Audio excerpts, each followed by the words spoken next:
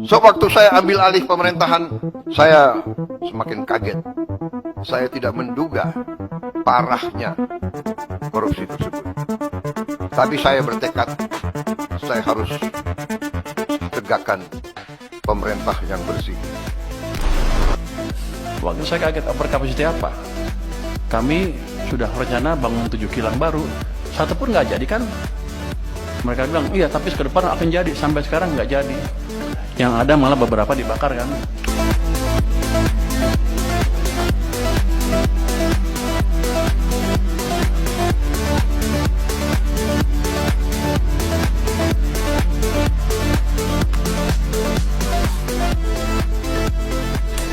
Berbagai macam sindiran ini menurut saya ditujukan ke rezim sebelum dari Pak Prabowo Subianto. Saya masih ingat betul ya, pada saat lalu Pak Prabowo bahkan meneriakan hidup Jokowi, hidup Jokowi. Konon katanya Pak Jokowi itu mewariskan banyak hal yang setidaknya bisa meringankan beban dari Pak Prabowo Subianto. Tapi kenyataannya apa? Kenyataannya belum genap setahun menjabat sebagai Presiden RI. Bahkan kalau kita lihat sindiran demi sindiran sudah dilakukan oleh Pak Prabowo Subianto. Yang pertama terkait apa? Terkait Pak Prabowo kaget. Setelah menjabat sebagai Presiden, Pak Prabowo kaget dengan korupsi-korupsi yang sangat banyak sekali. Nah, kalau tidak menyindir Presiden sebelumnya, menyindir siapa lantas? Seperti halnya dari sini Pak Purbaya yang dipilih oleh Pak Prabowo Subianto menjadi Menteri Keuangan, bahkan mengungkap ternyata belum ada kilang satupun dibangun. Padahal kalau kita lihat pada saat lalu itu, wah, konon katanya Pak Jokowi jengkel terkait impor BBM dan lain sebagainya dan akan membangun kilang minyak. Bahkan ada beberapa kilang minyak. Ternyata tidak ada satupun kilang yang dibangun. Ini bahkan dari pengakuan Menkyu yang baru loh ini ya. Menurut saya juga sangat keren sekali.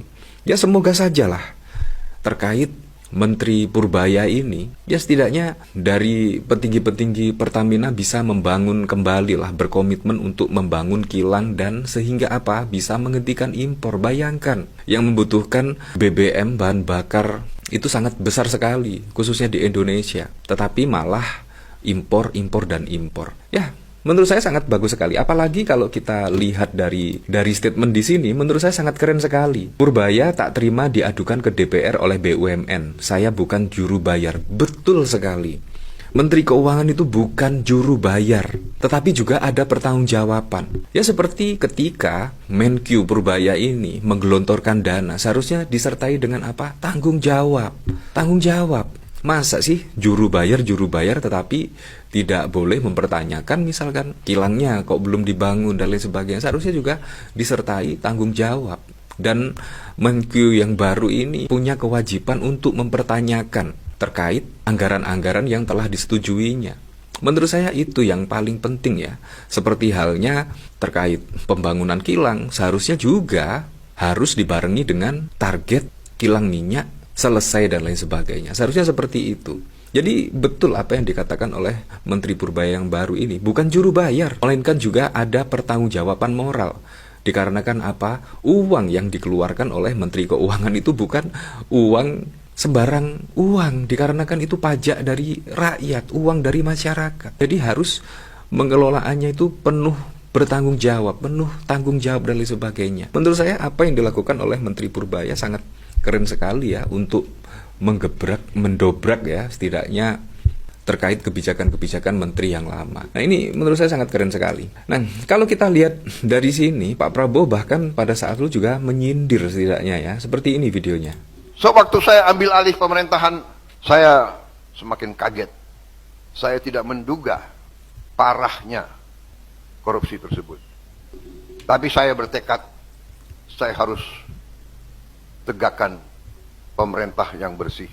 Bayangkan ya, baru saja Pak Prabowo menyindir setelah menjabat sebagai Presiden, bahkan mengetahui tingkat korupsi itu sangat parah sekali, dan ditambah oleh Pak Purbaya selaku Menkyu yang baru yang dipilih oleh Pak Prabowo Subianto, bahkan membongkar setidaknya rekam jejak kilang minyak ternyata belum terbangun.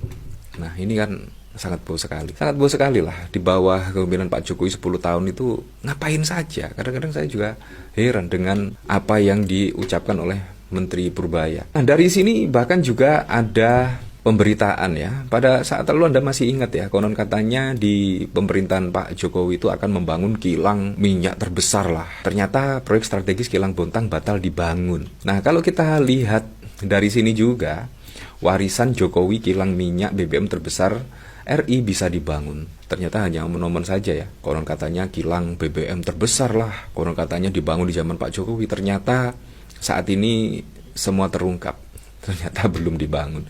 Nah, kalau kita lihat pemberitaan dari sini, PT Pertamina batal membangun proyek kilang bahan bakar minyak baru di Bontang, Kalimantan Timur, padahal proyek ini sudah dimasukkan ke dalam daftar proyek strategis nasional yang ditetapkan Presiden Jokowi pada 20 November 2020. Direktur Pembinaan Program Minyak dan Gas Bumi Direktorat Jenderal Minyak Kementerian Energi dan Sumber Daya Mineral SDM, Surjaningsih mengatakan Pertamina sampai saat ini masih mengkaji proyek kilang ini. Pasalnya masih ada beberapa masalah yang belum ditemukan solusinya dan juga mempertimbangkan pasokan BBM yang telah ada maupun akan meningkat dari proyek kilang lainnya. Rencana pembangunan grassroots refinery kilang Bontang sejak rencana kerjasama Pertamina dengan calon partner berakhir 2019. Ini masih dalam pengkajian, ungkapnya dalam konferensi persnya pada 18 Januari 2021. Bayangkan ya, dikaji dan akhirnya juga tidak terbangun. Ini kan sangat bau sekali ya, sangat berbeda sekali ya kalau kita lihat dari pemberitaan pada saat lalu ya. Konon katanya 34 tahun tidak membangun minyak dan saatnya di zaman pemerintahan Pak Jokowi akan membangun kilang minyak, ternyata dibongkar oleh Menteri Purbaya. Ternyata hanya omon-omon saja ya. Nah, ini bahkan dari fifa.co.id ya, impor BBM bebani APBN Purbaya sebut Pertamina malas bangun kilang minyak baru. Nah, ini kan sangat lucu sekali sih. Seharusnya Pak Prabowo juga bisa tegas ya, kalau misalkan tidak bisa membangun kilang minyak, ya semua dirombak total itu. Direksi dan juga komisaris Pertamina. Kalau tidak bisa membangun kilang minyak, ngapain juga dibayar mahal-mahal, digaji mahal-mahal, tetapi juga tidak bisa membangun kilang minyak seperti yang diinstruksikan oleh Presiden. Bayangkan loh, ini seorang Presiden sudah menginstruksikan untuk membangun kilang minyak, tetapi tidak dibangun-bangun.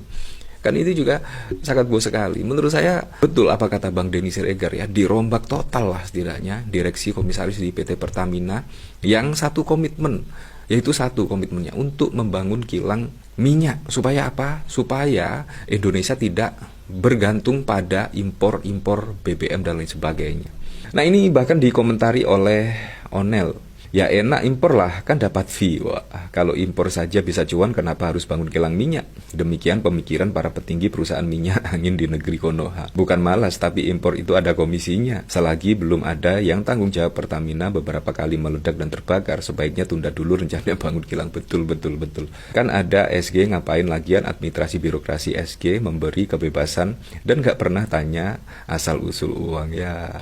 Ya seperti itulah, jadi ya apalagi seperti ini ya. Bahkan dari mantan kepala PCO pada saat lalu diberhentikan oleh Pak Prabowo Subianto dan konon katanya saat ini menjabat komisaris Pertamina, bahkan juga mengakui menjilat dan lain sebagainya. Nah, bayangkan ketika seorang penjilat, dari pengakuannya sih, itu mendapatkan jabatan komisaris misalkan, apakah pekerjaannya akan selesai? Apakah itu namanya bukan menggaji buta? Wah. Ini dikomentari oleh Cakrawala ya, dapat jabatan karena cerdas dan kompeten, dapat jabatan karena pejilat ya sudah diakui pada saat lalu ya. Ya seperti itulah, tapi untuk selebihnya kita kembalikan lagi ke masyarakat